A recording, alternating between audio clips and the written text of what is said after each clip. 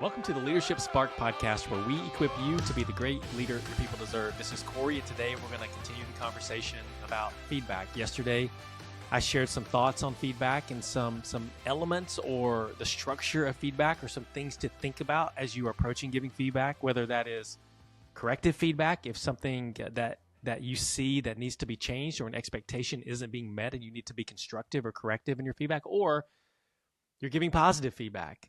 And so we talked about that. If you missed that episode, go back and listen to it, and you can get some thoughts on feedback. But today I want to talk about the absolute, what I believe to be the absolute worst way to give feedback. But it's a very common way. In fact, you may have been taught to give feedback this way. And if you have, you may have a point of view about it. But for me, I believe it is the worst way to give feedback if you want to get the outcome that you want. And that is called the feedback sandwich, or the poop sandwich, or some people would use more colorful language than I'm going to use on this podcast to describe this kind of sandwich.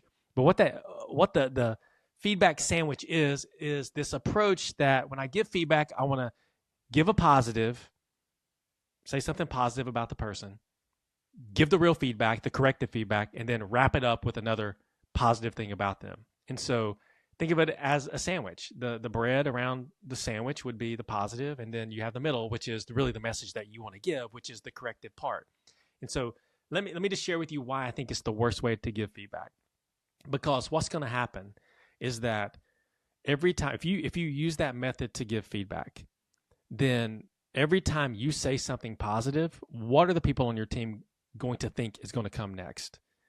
They will think that, hey, my boss, every time he says something positive to me, he tells me what I'm doing wrong, and then he tells me something positive. And so it makes the feedback inauthentic, and it puts up a barrier and a wall between you and the person you're giving feedback to, and it limits the impact that you can have whenever you give feedback. Because we talked about yesterday that I should be giving as a leader positive feedback. In fact, the ratio of me giving positive feedback or finding ways people are doing things the right way that I want them to continue to do that way and communicating and giving them feedback around it should be 5 or 6 or 7 times 1 when it comes to the corrective side.